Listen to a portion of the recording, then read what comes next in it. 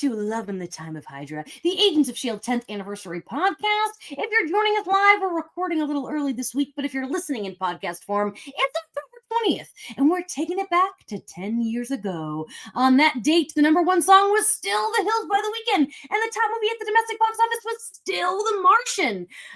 Former Virginia Senator Jim Webb withdrew from the presidential election, and scientists at the University of California found evidence that life on Earth may have begun 300 million years earlier than previously thought. Were they right? I don't know. I didn't research any further. Howling Commander actor Kenneth Chow, who appeared in one episode of Agents of S.H.I.E.L.D., turned 44. Our one-time Reed Richards, John Krasinski, turned 36. Kamala Harris turned 51. Snoop Dogg turned 44. And my biggest middle school crush, Viggo Mortensen, turned 57. But the most important thing that happened on October 20th, 2015 was Agents of S.H.I.E.L.D.'s episodes Devils You Know aired on ABC at 9/8 Central. I'm Jamie Girac, and I'm here with my boyfriend, co-host, and level 3 Agents of S.H.I.E.L.D. fan, Tony Paletto. Hi, Tony. Hi, Jamie. Hello, everyone who's listening and watching along. Thank you guys so much for being here. So happy. I can tell we don't record this late anymore, and I do have more energy in this part of the day, I've noticed. But I'm so excited that we've got a very special guest today. He's the creative producer at the Roddenberry Archive. But before he was knee-deep in Star Trek, he worked for Prop Store, which means he has a pretty cool history with the Agents of S.H.I.E.L.D. prop auctions, and we're going to hear a lot about that today. Ethan Teller is here. Hey, everybody. Hello, Jamie. Welcome. Hey, Ethan. Hi. Ethan, I'm so excited you're here. We met in a cool way. We met at the same place Tony and I met, which is the New Beverly Cinema. Grindhouse pictures bring people together, and especially in Amen. LA. So, yeah, it's so true.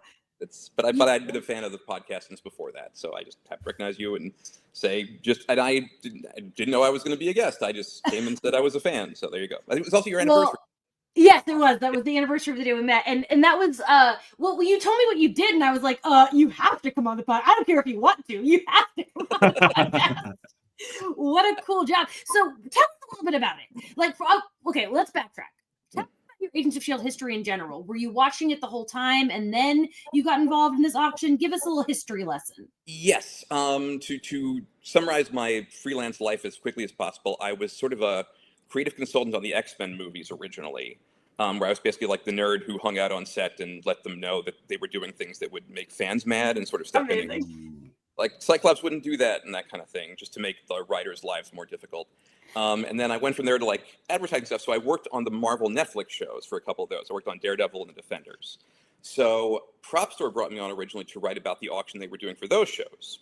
And we were sort of knee deep in those. And it was not just those, it was Jessica Jones and it was Luke Cage. And that was just tons and tons and tons of stuff. It was like a years-long project. But when we were nearing completion on that, Chuck Costas, who's their VP, who's great, managed to close the deal to do S.H.I.E.L.D. And this is between season 6 and 7. It was like, you want to do S.H.I.E.L.D.? And it's like, I really want to do S.H.I.E.L.D. Because I loved, season 4 was my favorite, which I'm sure we could talk about at some point. But that was like, had just finished up, and I was like, yeah, I really want to do this. So, you know, he and I went on there literally the day that after production wrap, like the day after the wrap party, we went to the set and started to see stuff, and the, art directors would go like, can we have that thing from the wall? Because that's like one of those shields, like the signs, and like they were taking drills out and like taking things off the walls for us. And there were some crew people who were like trying to take things, but we were like, can we have that instead? And that kind of thing. So it was a weird process. But then once we got all that, and then I spent months, some of it by myself, most of it by myself, in this giant warehouse where we had everything,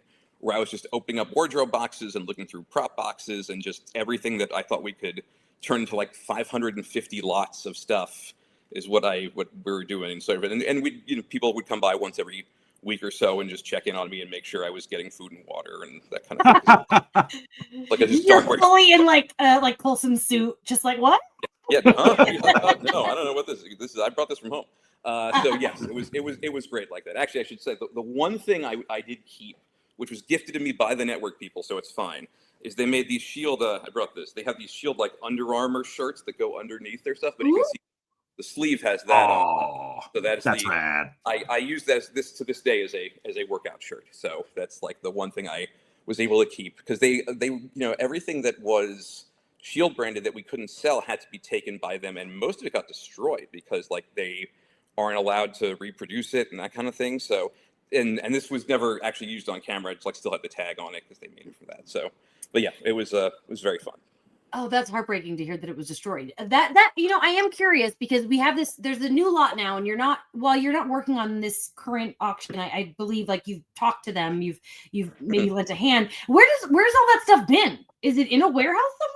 It has mostly been in their warehouse, yeah. Because there was some stuff that it wasn't just stuff that we couldn't use in the last auction. There were some things that we had to hold up for legal reasons, or stuff that there was multiples of, and that kind of thing. And usually it devalues an item if you have like several of them, like and especially if it's like a really cool thing. But, for some of them, like, Quake costumes or things, you want as many as you possibly can. And there are Daisy and other Quake costumes in this auction, but like different types, but lots of paperwork, lots of really, the best stuff in this auction is like the IDs. There's a lot of like, Shield IDs or badges. I think there's like Titus Welliver's badges in there with his ID attached to it. So like that one's going for like I feel like the most of anything. I noticed that one's like a hot item. People love Bosch.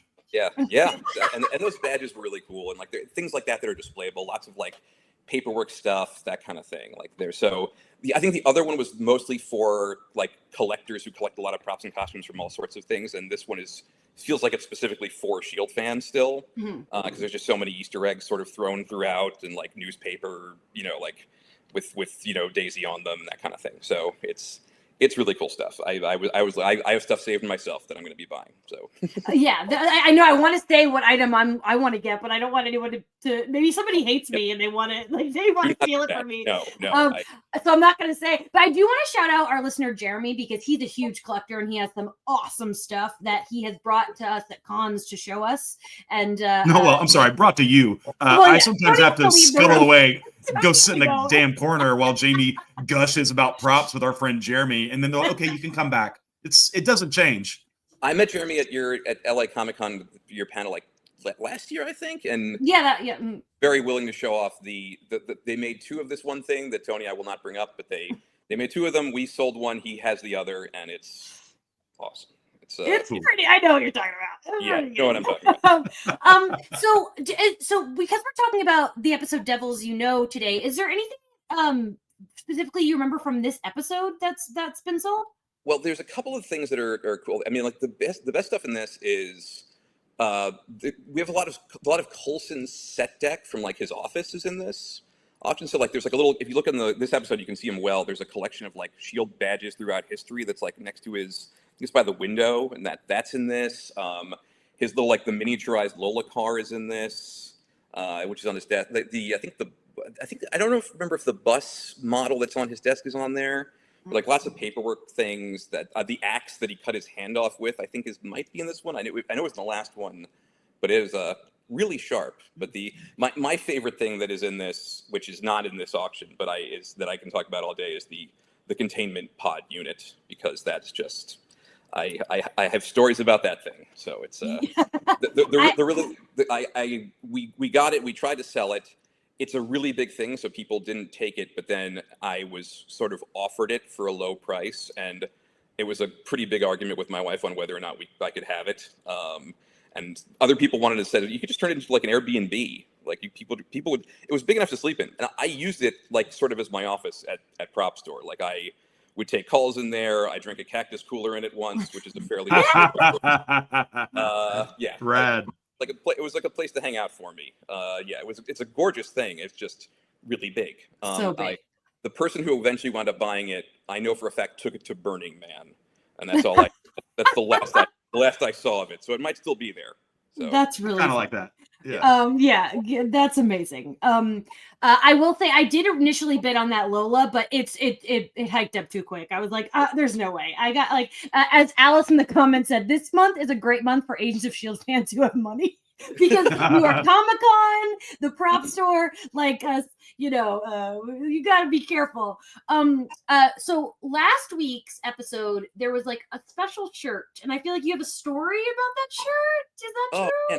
Man, I tried so hard to get it's the Blondie May shirt that is just such a cool thing, and we we tried to get that because I thought that would like go super well, and we like you try to make these wardrobes because sometimes you open up these giant wardrobe boxes and there will be dozens of things, and you sort of have to stick them together and realize like, oh, okay, here's May's boots from that scene, here's her leather jacket, because they'll just be in like a pile of leather jackets, depending on who put them in the boxes to begin with. But I couldn't find the Blondie shirt, and the reason why I went to Ming-Na's social media, she wore that to Comic-Con. Like she just asked to bring that to Comic-Con. So she just took the Blondie shirt and one of the leather jackets they gave her, and and I don't think she ever returned them. So good for her. Yeah, good for her. She earned that. She did. It's like there's, why don't you should have that? That's a thing you have earned. But yeah, I really wanted that, and I think we eventually found the stunt version, but then we couldn't find the other thing. So it was like, because there's always they're always marked for stunt players. Although a really funny story about Ming-Na is that her stunt person was also named Ming. So yes, her name with I forget her last name, but down with a Q. So everything was like marked Ming, and you were like, oh great, we found it original here. Oh, like, no, it's her stunt person. Wrong name. I think hopefully one day in the future it'd be so cool if we could get Ming-Na Wen on this podcast, and if so, I do think we should interrogate her about the Blondie shirt.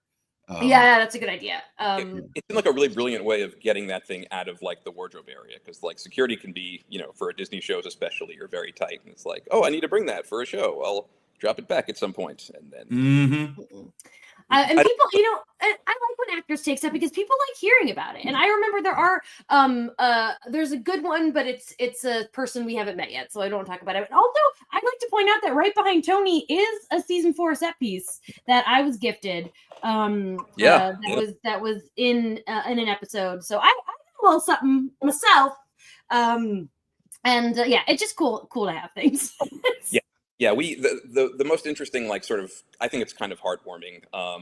They gave Garrett's bomber jacket to his family after Bill Paxton passed away.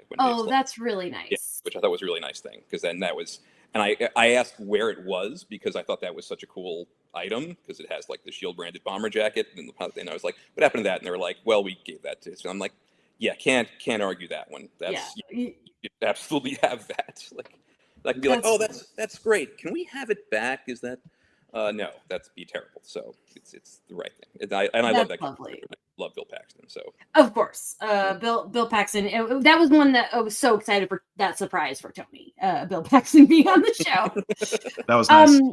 Before we kind of dive into this episode, because ultimately we're here to talk about that. We'll throughout the episode, Ethan, if something like a conversation triggers any memory of anything from this option, please go to town. Yeah. I love hearing about this. There are a couple. I mean, like, I know that because last week we did the little the scroll with the Hebrew lettering. That's for sale in this auction. The death or death by punishment. Yes, and the other thing that ties into that, which I think was in episode 1 of the season, is the box of splitter bombs, the briefcase of splinter bombs that Fitz tries to trade for. That's in this auction as well. That's a cool piece. It's got, like, you open it up and it's got the little circle splinter bomb things in it and all that. So it's like a shieldy briefcase. That's nice. So, like, there will probably be more. I'll anything jogs any memories, I'll let you know. Yes. And then anything really spoilerly, obviously, we'll say for the end. They are selling, I will just say, the item I have tattooed on me. And I was tempted, but I'm like, I have it tattooed on me. You know what I mean? Like, you've reached the fandom pinnacle of whatever the hell that is. Yeah. Yes.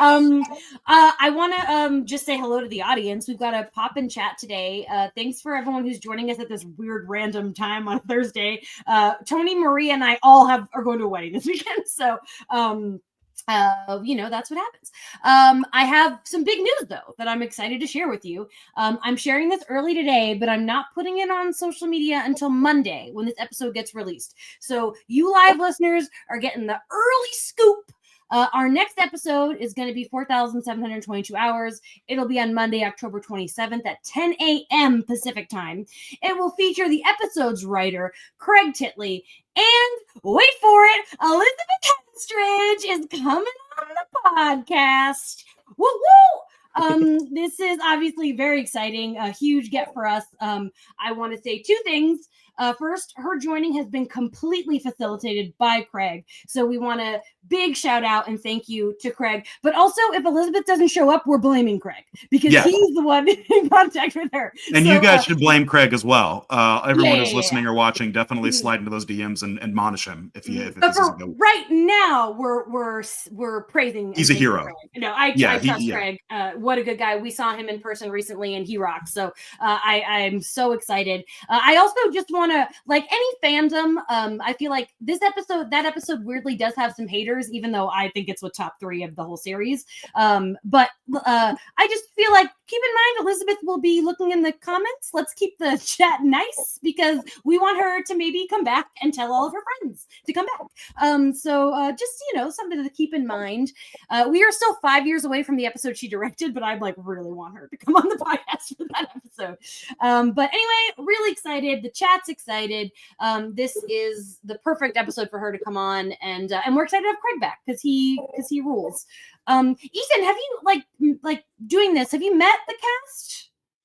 Let's see. I don't know. Let's see. The only cast members I've met were sort of secondary people. It's several crew people. A lot of the Scott Bauer, who's the prop master, who was great. Like, because every so often we would come across an item that we wouldn't know how to turn it on because everything is like sort of hidden and you have to and he would come in and I'd call him and he'd be like, oh no, you just take a paper clip and you unroll it and then you insert it in this hole in the sun. Okay, that makes total sense because things like that, it's true. It's that's how props tend to work for light up things. But there's a great guy named Radford who was a couple of the cast people's principal wardrobe person who had a lot of really good insights. But other than Brianna Venskis, who plays Piper, I think she's the only person I've met, and that was just a coincidence. Just we have a mutual friend in common. So she's great. When lockdown started, I had this whole drama where I had to move in with my aunt because my roommate sucked, and my best friend Jake bought me a cameo from Brianna just to make me feel better. And it's funny because I've met her before, so she's like, "Yeah, I remember you." I was like, it's funny that he paid for that, but it was also really sweet. Really good. And she's really funny and that. Yeah. We had some Piper stuff at the end, but who's I don't want to talk about her arc in front of Tony, but I like her and her partner there. So. But we'll meet her soon, so that's pretty exciting. Tony, not to brag, but Ethan listens to this podcast, so you don't need to tell him the rules. But just in case we have any newcomers in the chat, since we are at a weird time, will you just remind people how this podcast works?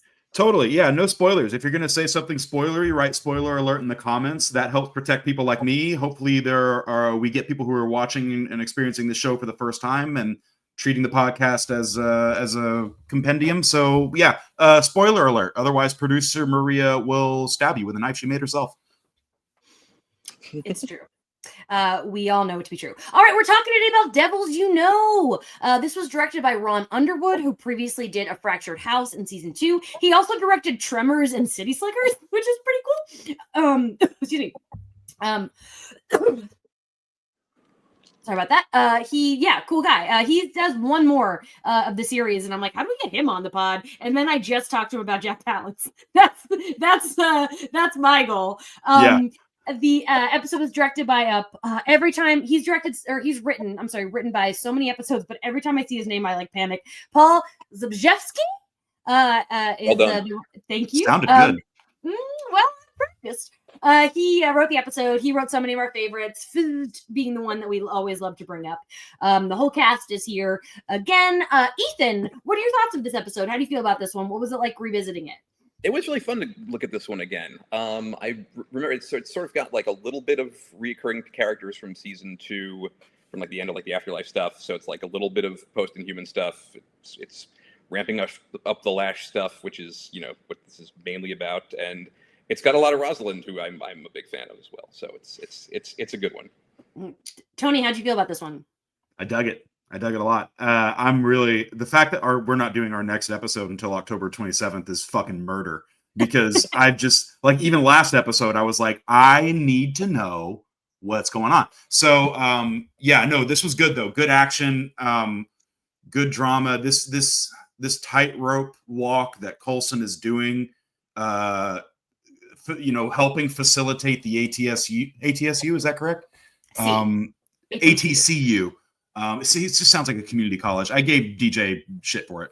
Like this facilitating their cooperation is dicey. I think he's handling it really well. I also think everybody has the right to be a little pissed about it. And this is kind of just emblematic of the show in general.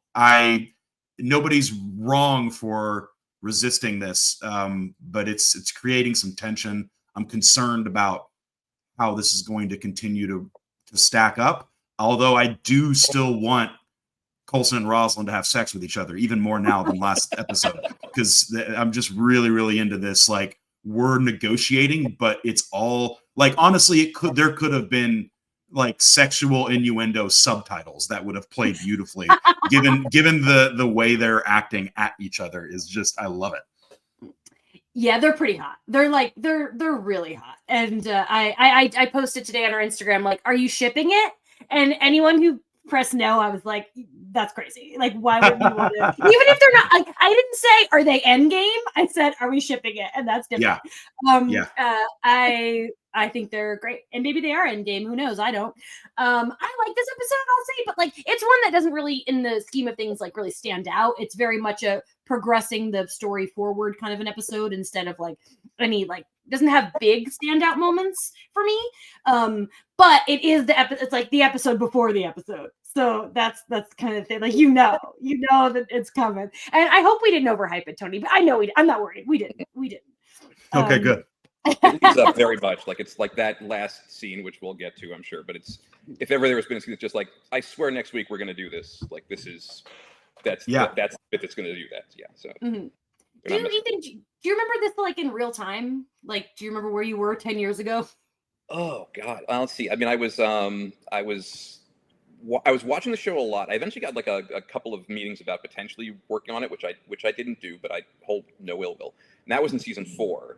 But you know, my wife and I, was funny, like, we would watch the show and like we'd each have our favorite bits that sort of ebbed and flowed. So it was like I would bring her back to like she loved season 2. She loved Cal. Yeah. I get, because I love Cal McLaughlin, but it was like I totally understand. But then she sort of wandered out, and then this season sort of brought me back in more.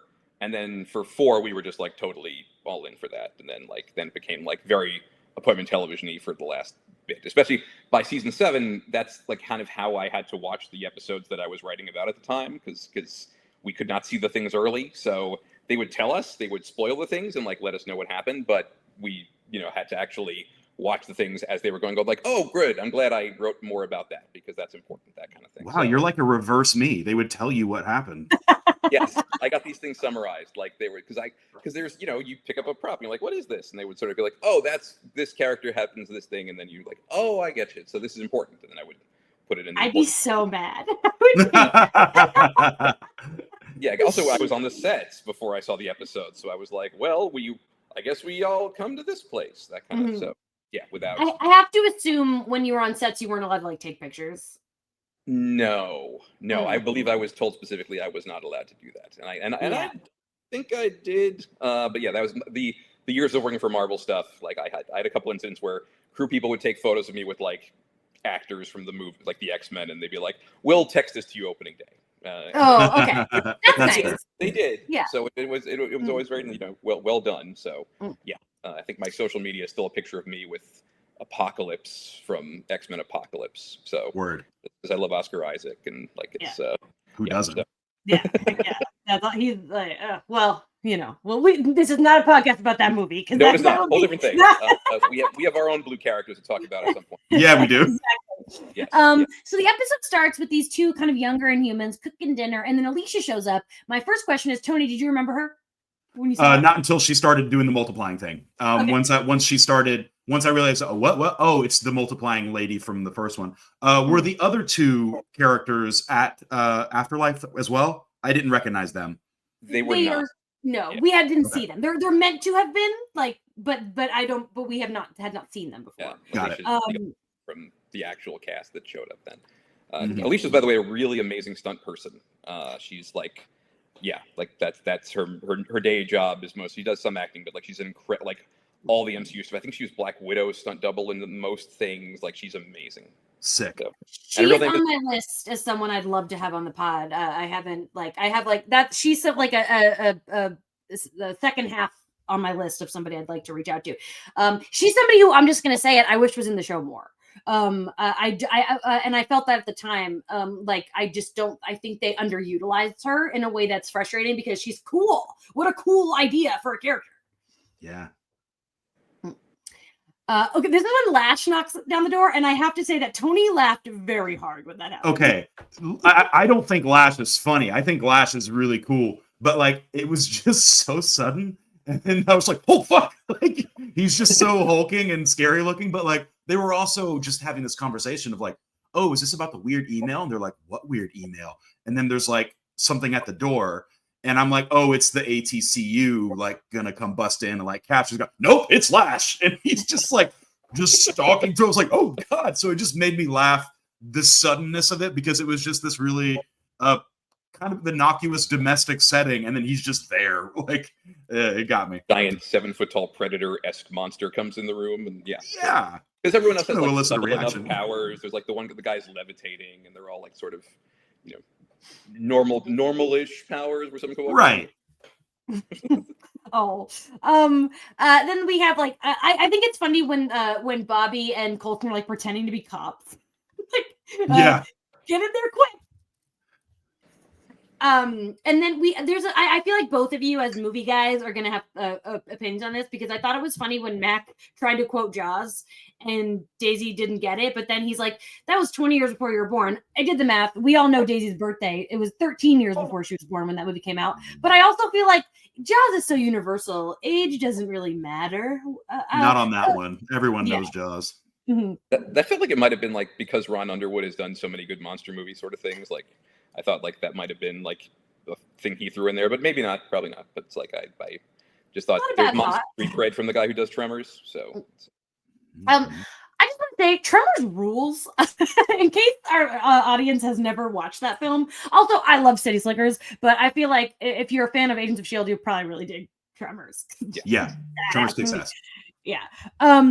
Let's see. So we have the scene where Fitz and Bobby, which is really cute, which is the B for blue for biological, which I know the chat loves that. Tony, I just want to check in how you're feeling, like with Bobby, who's being so frustrated. Like, just let her back in the field already.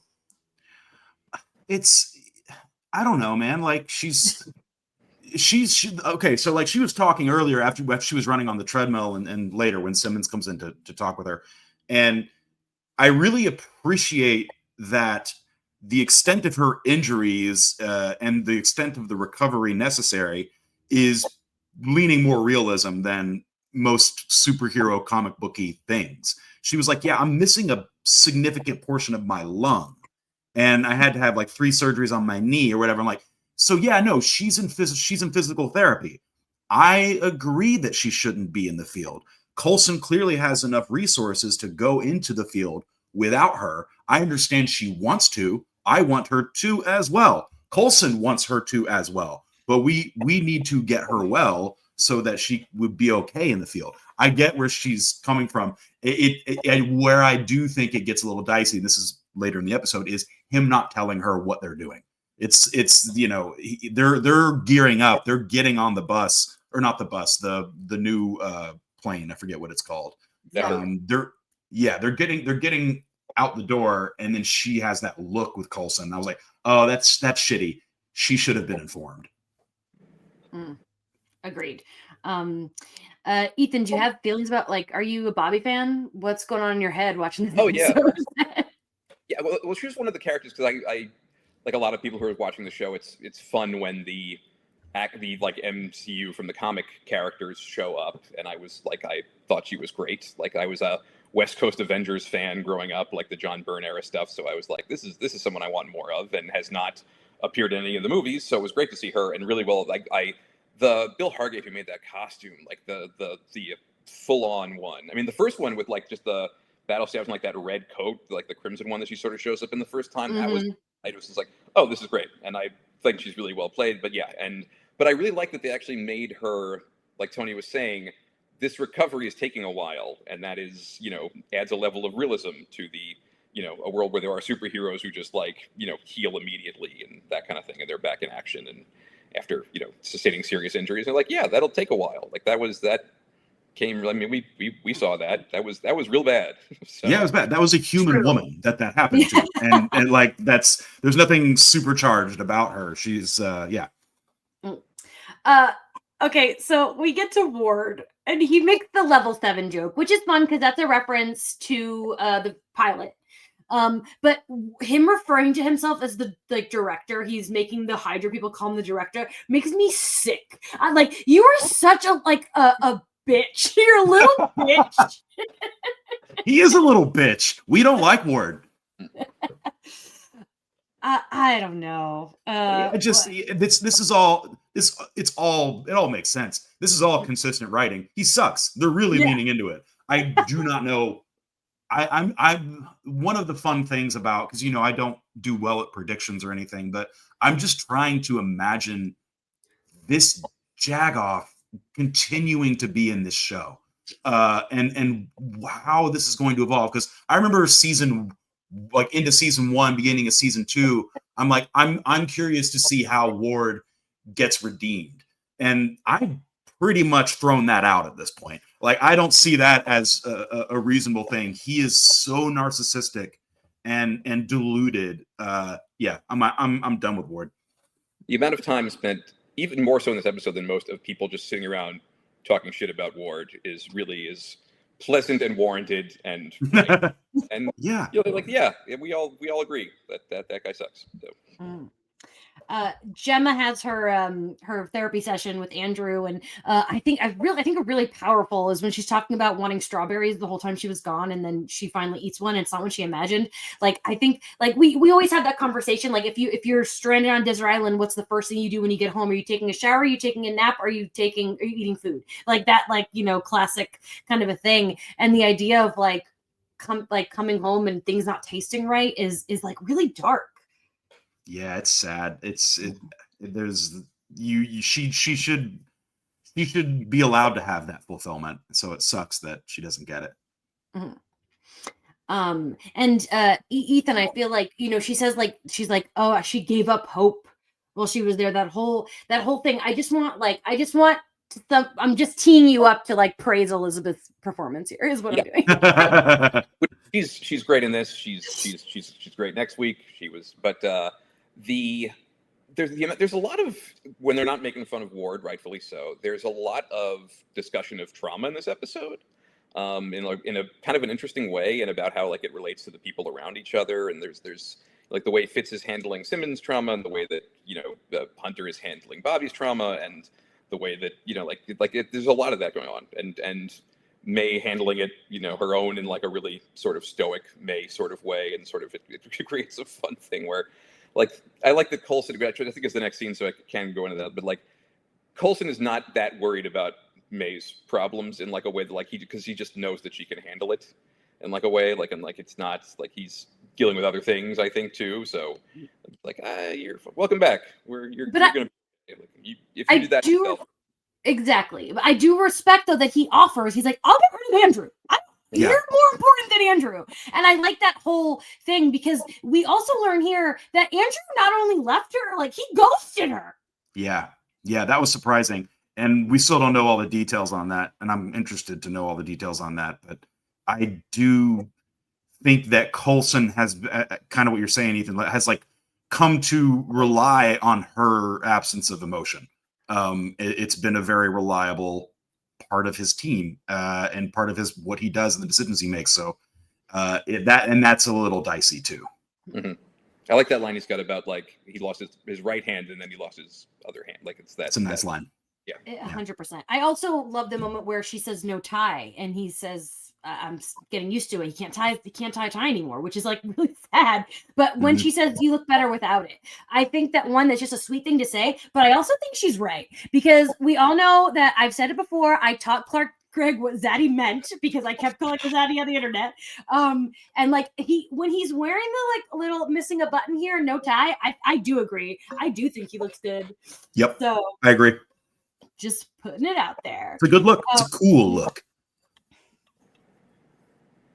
And then we do get when Fitz sees Gemma's like stuff that she's working on, and she gets upset. That's such a tense scene. Tony, what was going in your mind here? Because you kind of know what's going on, but Fitz doesn't. Yeah, I just wrote in my notes, Fitz, stop breaking my heart. Because we've kind of like we talked about last episode how he took her to that dinner and really showed a lot of emotional intelligence in giving her a place to feel safe and holding her while she cried, not asking questions, just giving her the space. And that was such a beautiful, moment between the two of them. And then the one before that, she lays her head on his lap because she feels that comfort with him. And now she's keeping secrets, and we're fucking back. And they're on opposite sides of this fight, and it breaks his heart that she's not communicating with him. Episode ends, and we know that she's going to spill the beans, but like it just kills me. I'm just like, I want these two to just both be good at the same time and have some joy there. Ethan, the paperwork stuff that she has, is that anything that's like? I think so. I was looking at the paperwork to see if it was specifically one of the things that is like in this auction, and there's a lot of paperwork, like sort of binders and things lots, which is like a really fun. I always like looking through those. There was always, like, I worked on other productions where I won't say what they were, but like the art directors were not as cool and the prop people were not as cool. So like they would just print out. They would be like, you'd open up an envelope that you'd be like, oh, what was in there? And it's like, oh, it's just a magazine or something like that. But the people who made this show put a lot of effort into those things. So it will not surprise me at all if you open these things up and there's like pages of actual work being done. Scott Bauer told me a story one time about how it was like his first job and he worked on something, and some big actor on some John Frankenheimer movie opened up a desk and he art directed the desk to have like an interior. And I think it was Alec Baldwin who came up to him afterwards, was like, thank you. Like that was so helpful to have that. And ever since then, he's done that ever since. So they would always go the extra mile on those sort of things. Like there will be fun things in those. So I had a similar experience when I was directing a production of A Few Good Men, and I was in the weeds. We were getting in deep into rehearsal, and we were opening in a couple of weeks, and there were these props that we needed during the prosecution. Had like, this is a drawing of a body. There was all these props, all these papers, all these materials that were being handled, and I had been neglecting it. And then one day I went into rehearsal, and my lead actor, a guy named Casey Clyde, just said, here they are. And he had made them. He had printed them himself, and they were perfect. They were so specific. And I was just like, thank you so much. I wasn't the actor. He was the actor. I didn't give it to him. He got tired of waiting and just made it happen. And they were great. And I was like, problem solved. You're the best. That's really cool. And there's a lot of stuff like that on this show. Like I was always impressed when I would open up a thing. There was stuff. I can't spoil a thing, but there is a bit where there's a thing where some Hydra costumes were opened up one time. And so the actors, I think it was the actors, had added some items on the inside that are just like things that Hydra people would have like hanging out in their pockets, and it was a little bit like weird like that. So that's cool. Ooh, I like that a lot. That's really fun. And then like I think when you're an actor, that kind of stuff does help. Like it truly does. All right, where are we in this episode? Oh, Daisy and I really like the scene between Daisy and Coulson where they're talking about Rosalind. And I love when Coulson says, "I don't like where this is going," and I love Chloe's delivery of "You think I do?" Like So let's be honest, Daisy's not shipping it. We're shipping it. Daisy's not shipping it. Any thoughts? I don't know. Any thoughts on this scene? She's wrong. You should ship it by now. Gosh, get with the program. Yeah, she's been, they've been working together for a while, and she's seen his private life to an extent and knows that it barely exists. And I think that they're great together. So although I get not trusting her because she works for a shadowy organization, and also they work for a shadowy organization too that very recently turns out half of their employees were trying to kill them. So yeah. I get not wanting to, believe that relationship. So yeah, no one in S.H.I.E.L.D. should trust anyone after what went down. They honestly they should have more trust issues than they do. Like her decision making is so great. She had a fling with Ward. Like that's not. Yeah. So that's the dumbest thing a bitch can do. But even then, he was just a fuckboy. Like what? She didn't get a crush on Ward. Yeah. That's fair. I love the moment where Daisy knocks down the door. Any Quake time we can see some Quake powers, I'm just like so into it. Yeah. And they go to this. They find this, like, he's basically an inhuman detector. I want to shout out, that's Jesse from Fast and the Furious. Where are my Fast and the Furious people at? I recognize them. I know Maria's one of them. Maria's my best Fast and Furious friend. When Coulson's doing the choke and he says it's got laser fingers, I love the way Roz like is really into that. I better see that laser finger. And he said it's classified, and I'm like, you said laser finger. If you don't give me a laser finger, I'm gonna remember. Nobody has to say anything whether there's a laser finger or not. I'm just saying it got me wanting to see a laser finger. It does cool stuff. Let's just leave it at that. It's a cool hand. Were there hands? Yeah, there were fake hands. There were several. There was the black one, which is the one he has right now. We had a couple of those. We had like the arm that you would like lift that he would like lift out. It was like a practical one, and it would like lift off. There would be like the blue light glowing on the interior for like all that sort of stuff. But yeah, it was an interesting one. We also had the inhuman, like the encased inhuman version of the hand too. After he gets it cut off, when Mac cuts it off. Word. So let's see. Yeah, all the Terrigen Mist husks were all like things that we thought were really cool. So yeah, of course. A real story about that is that there's the full body one that's on the cover of a newspaper. At one point, I needed to get it back to the office, and I took it in a van and I put it in the passenger side. And there was traffic, and I really did consider trying to drive in the carpool lane with it. You should have done it. with a Terrigen Mist husk person. That's fun. Yeah, that's amazing. And if you had I had the fish oil with me too, so it's like I could have just explained. Yeah, come on. And like even if you had gotten a ticket, though, I think that's like a really good story. So yeah, like I would have earned it. But yeah, it would have like carpooling. That makes sense. But yeah, there was a couple of good hand things. I'm trying to remember if there's anything else from like that exact era that we had. But there was some. By the way, speaking of which, I was going to get into this. No Lincoln this episode, which is I'm fine with. Oh no. Yeah, we're all fine with that. I'm with Tony on this one. I think he's. I like the performance. The character doesn't do much for me. So yeah. That's almost always the case. Like it's never the actor's fault. It's just no, he's totally good. And we're constantly like Lincoln is the Riley of Agents of S.H.I.E.L.D. And like that is okay. We need white bread boys sometimes to make all the other characters look more interesting. Yeah. Yes. That's which is so what he is. I think the director Mike Nichols once called certain characters the string between the pearls. And I think that's cute. I like that. Yeah, I think that's him. He knows a little something about directing, I guess. Yes. Yeah. Just for when Tony leaves the room, I'm starting to get some questions in for Ethan that we can't ask yet. But so I just want to prompt other people, if you have questions for Ethan that we'll save for when Tony leaves the room, put them in the chat. We'll ask them. Let's see. This whole scene, like in the transport scene where Lash bursts in. When that happened, Tony went, God damn! I mean, homie yanked the ceiling off, but like transferred it to another dimension. Like that was pretty metal.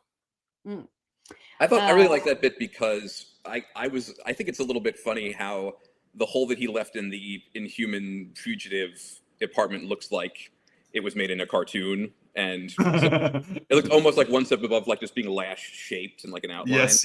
Yeah. But I thought that this one was so much cool. I was like, oh, okay, yeah, I forgot that he can do really cool stuff too. And kudos to Mac for jumping like right in with his hands on that. That is Mac just like there's not a moment's he threw pause. a punch.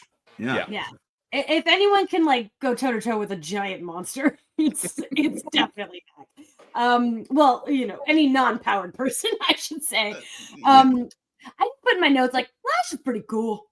I mean, he speaks. We hear him talk for the first time. And you know who he sounds like? He sounds like the woodsman from Twin Peaks: The Return. Like, this is the water, and this is the well. Like, that's exactly what his voice is. We have a lot of Twin Peaks crossovers with this show, so you never know. Maybe he is. Maybe that's the twist of Agents of S.H.I.E.L.D. that takes place. David Lynch's Agents of S.H.I.E.L.D. Yeah. We have talked about David Lynch's daughter directed an episode in season 5. That's right. I really hope we can get her on when the time comes because it's pretty cool.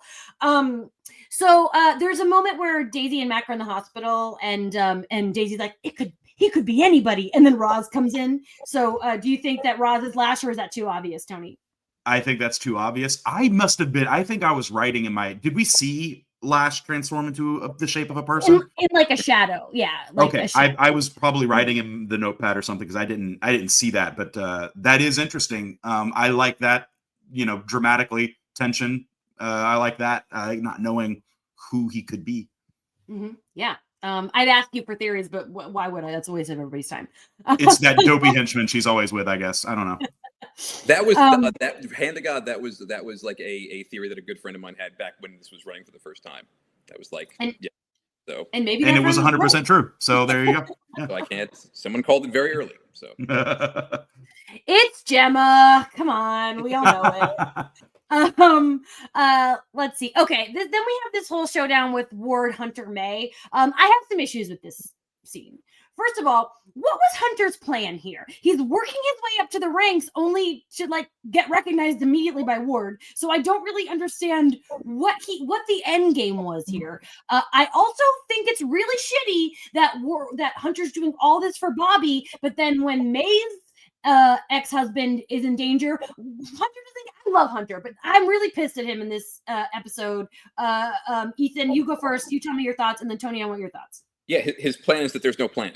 It's like his plan is, and like I said, like it'd be one thing if Ward wouldn't recognize him, but Ward recognizes him, and he'd be like, what's there's no, you're just gonna show up and then hope that you're gonna go to the office by yourself, bring some weapons, what's gonna, and it doesn't work out, and he winds up having this giant shootout in Kurz, and there's so much backstory about earlier on in the episode about how him being sort of blinded by revenge, and that's kind of the idea.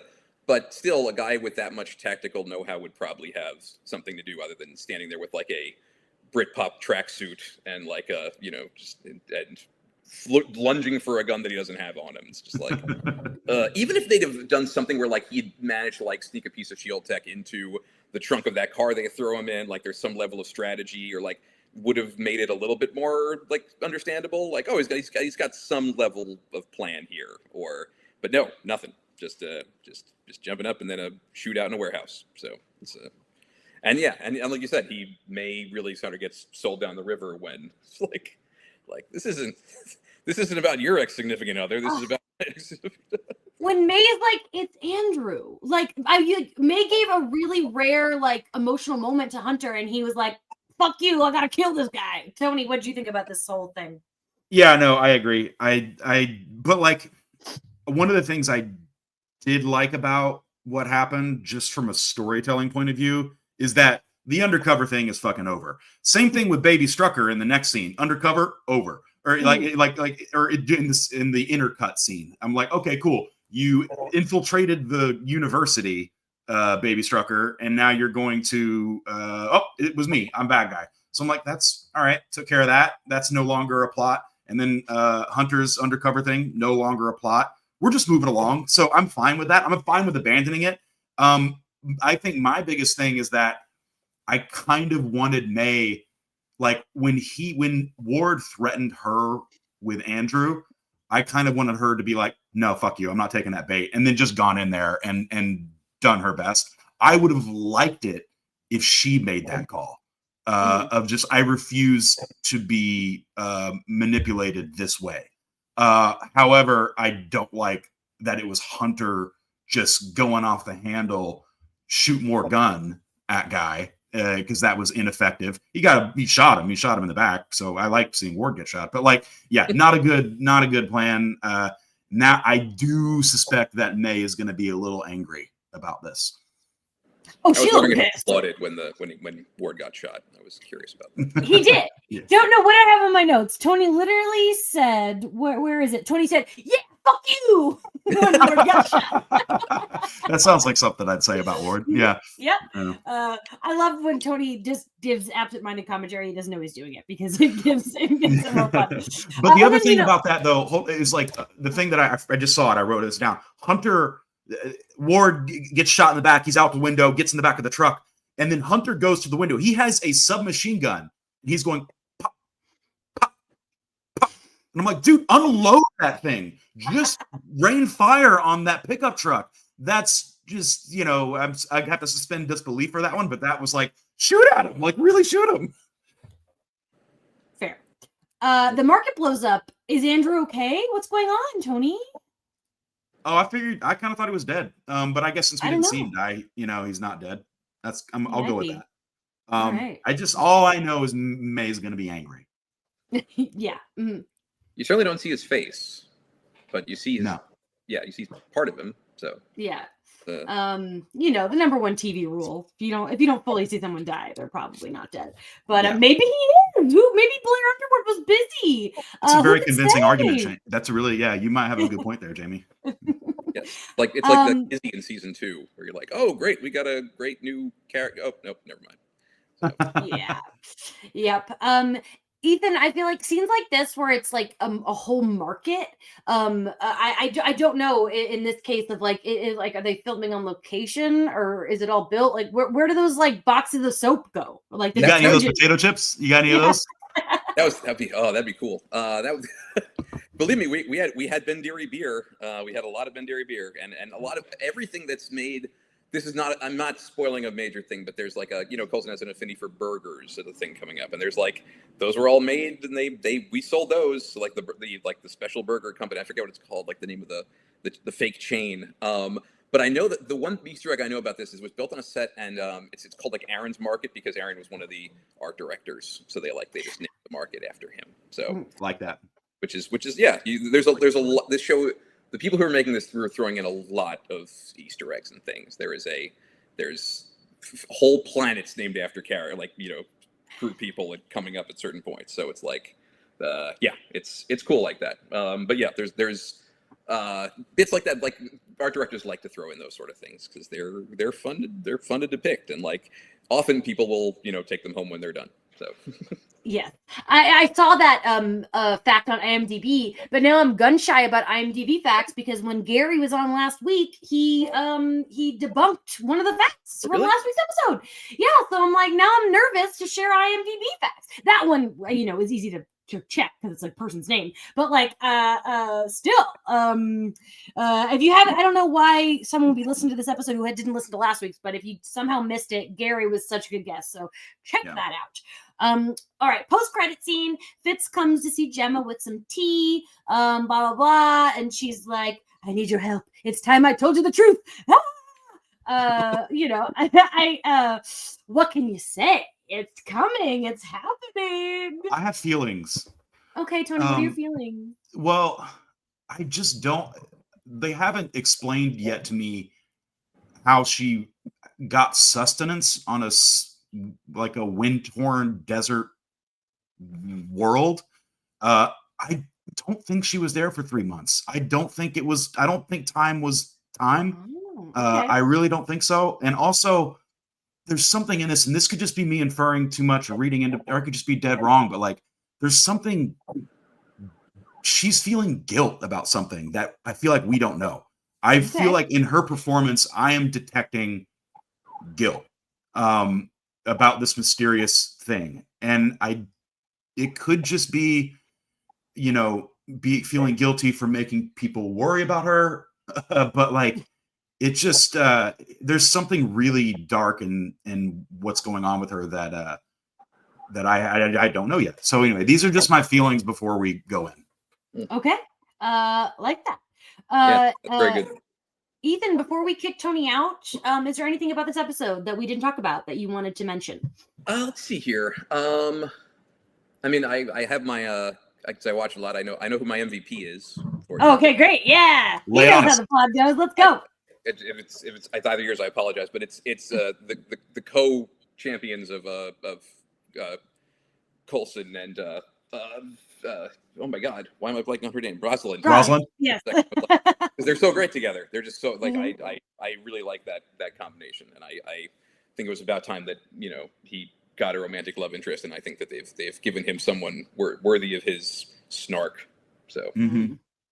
Good choice. I don't know. Do they have a ship name?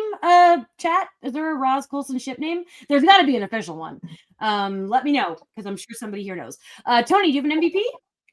I think it's Fitz. I'll say Fitz. Just watching him know that Simmons is keeping secrets from him, and him having to just kind of bite down on that and continue to be patient with her makes some really, really good bubbling in the heart kind of acting from him that he's so good at the sensitivity aspect of this character. So I'm going to say Fitz. All right. I'm giving it to Lash because he's got like some cool shit going on in this episode. And so and it just was like fun to watch Tony react to that. I think pretty that's cool. Great. I love that. Let's see. La-di-da, looking at things. Oh, this is just a fun little fact that I thought was cool. Dwight Fry is the name of the character who was like the Inhuman detector guy. That's the same name as the guy who played Renfield in the 1931 Dracula. And cool. I feel like that has to be on purpose because he kind of has Renfield vibes to Lash. Of course. Yeah. That's great. I love that. Cool. Yeah. Another fun fact was his makeup was done through prosthetics, but a lot of it was also done the appearance is done digitally. But because the character dies in that episode, it wasn't worth them to laser scan him. It was too much money for a character that was going to die. So Mark Kolpak took an optical structure sensor attached to his iPad. And that's how they did the face. Well, I can't wait. I don't know if we're ever going to get Mark on this podcast. I think that if I can get in touch with him, he will say yes. And I want him on this pod so bad because there's just so many cool things to talk about. I think that's it. Let's kick Tony out. Tony, before we do this, thank you. Yeah, go. But first, say some thank yous. Yeah. Thank you to Stephanie at Eclectic Muses on socials for doing our artwork. Thank you to Ryan Miera of Yellow Pills at Yellow Pills Music on Instagram for doing our theme song. Thank you to our producer Maria. Thank you, producer Maria. You're welcome. And thank you, Ethan, for being our guest. Thanks for all the cool insight. It was fun talking with you. Yeah, of course. This has been really fun, and it's nice to revisit this because there's not that many people I talk to Shield about on a regular basis anymore. It's all Yeah. Well, listen, I'm gonna be hitting you up to come back. But first, let's get Tony the fuck out of here. Leave the room. No, leave the room. Leave the room. He's going again. I love the way you say that to him every episode. Yeah, I like to be mean. So Tony, he's sensing the guilt, which I think is a very true thing that's happening with this performance. Guilt, not only that, that she left what's his face behind, but that guilt towards Fitz too, that she had a romantic relationship and now there's a lot of guilt going on. Yeah. I mean, he certainly picked up on that. That's which is interesting because it's not.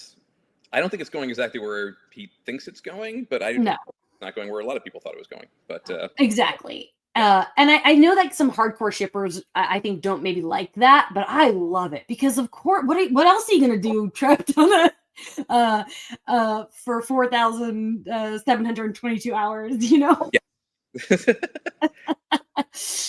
Yeah. There's a lot of fun. I mean, I without getting into too much of it, but the props and costume stuff from next episode is really good stuff. And I think in the auction there's the scroll also has the map and the grappling hook that they make. So that's all purchasable, I think, right now, which is it's a cool thing to have. From anyone who's seen this episode, we in the last one we sold when he was talking about how she eats, I was almost like, we got part of a squid monster tentacle that I had. So that's cool. That's a cool little creature that she catches. That whole thing.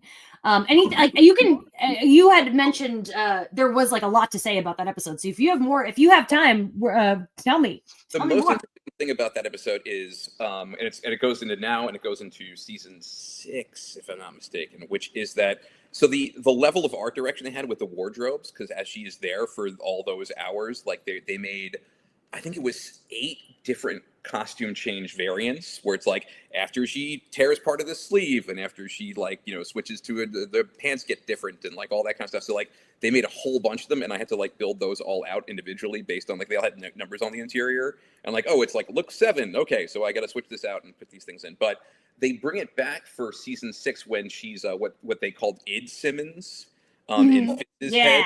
Like that version is it's a heavily redone version of these because like this is what he thinks of as like, you know, her sort of craziest, I guess. So it was like they took some of those and like added like different like, you know, ghostly versions of things and they incorporated some of the Kree stuff from later with it, and it was a really like those wardrobes were really fun to like do, and we would put them with like the bone staffs and things like that and stick them all together and like try to add like a costume to a prop and vice versa, and like that stuff was really fun to work with. But yeah, she That's like cool.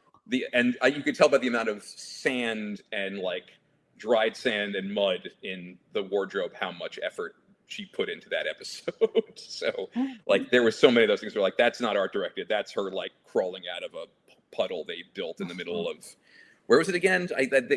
They said last week where it was, but it was like somewhere in like Central California. I think they shot like some quarry where like I forget, but next week we'll be hearing a lot about the location.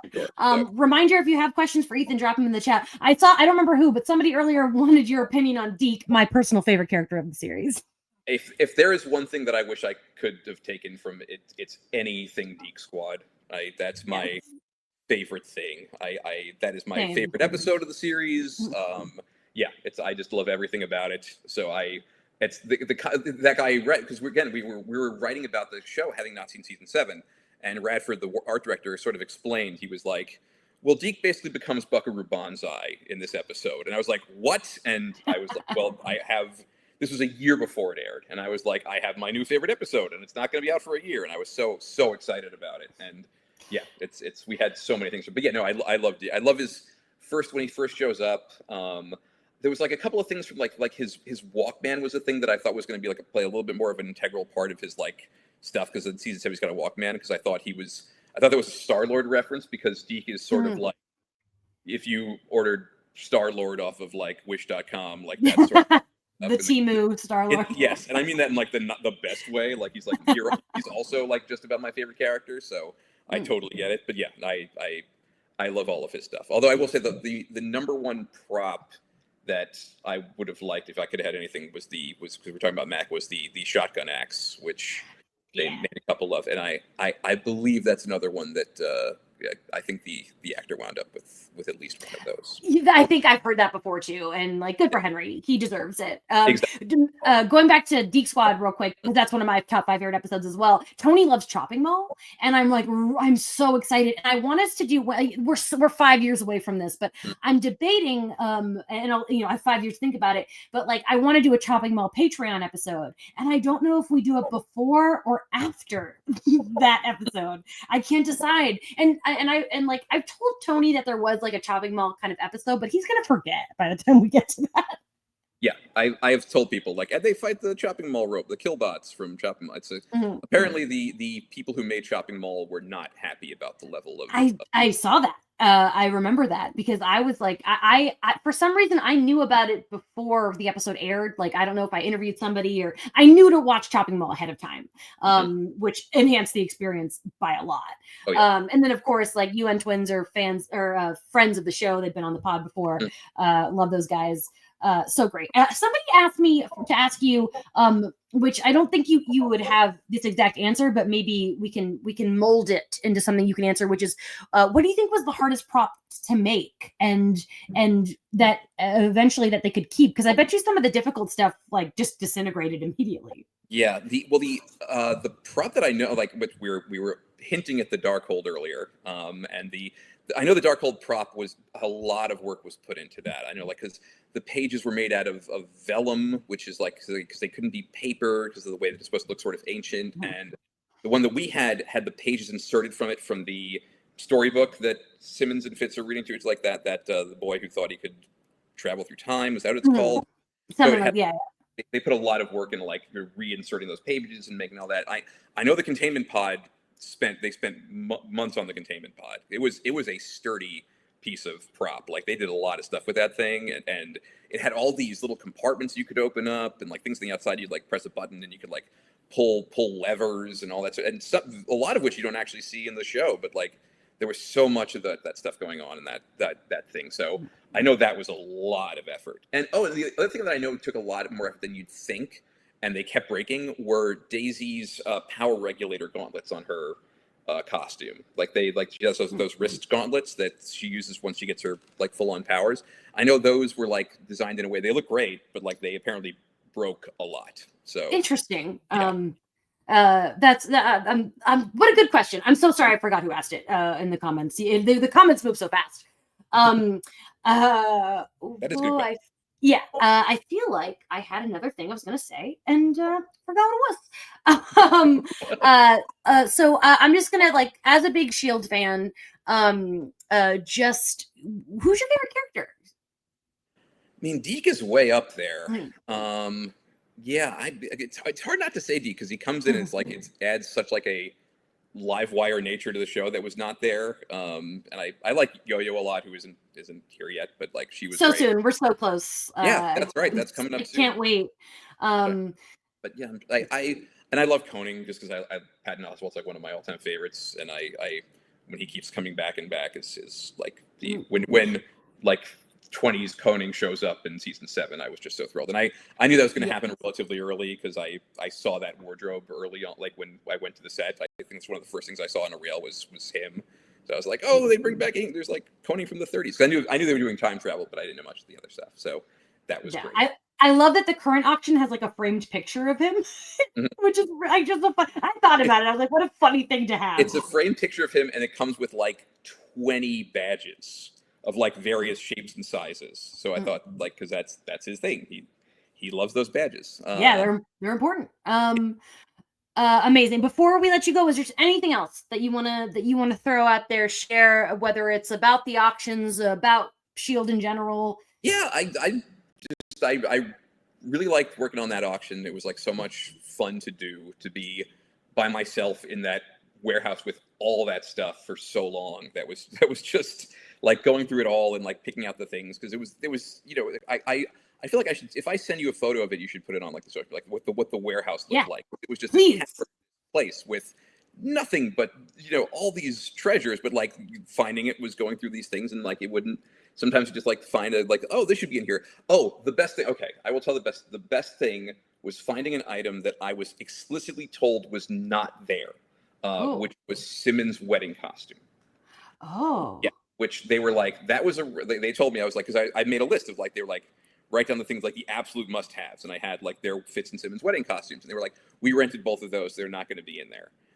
And whoever told me that was absolutely wrong about the Simmons one, because I found it, and I was like searching through a bunch of other stuff, and I was like, oh, there's like some background stuff. Oh no, this is the wedding costume, and it had we had the rings, we had the shoes, we had like everything. It was great. It was like just such like a great thing to find, because I like that episode a whole lot. Like that was the 100th episode.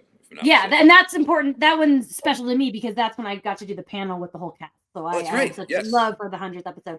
I think Jeremy has one of those rings. He also wanted me to tell you that he has both Darkholds now. He is now in possession of both Darkhold versions, which is crazy. I'm glad they're in the hands of someone who use them for evil. And exactly. I think I told you the story with the second Darkhold was that because they used it for Runaways, because like Morgan Le Fay had it in Runaways, and one of our liaisons for ABC went to the wrap party for Runaways and specifically like asked if like we need that back, because like they were told like, oh, we'll give it back, and they never did. And she's like, we need that back, and she like brought it to me in the warehouse. It was like because she knew, and I believe that was the most valuable thing in the auction when it's first sold. I think it was like I think at the first auction it sold for a lot, like tens and tens of thousands of dollars. Wow. So it's cool. And now it's such a like, because it's not this exact theme, but because it was used in WandaVision, it feels like Shield and WandaVision are my two favorite things. So the connection is pretty cool.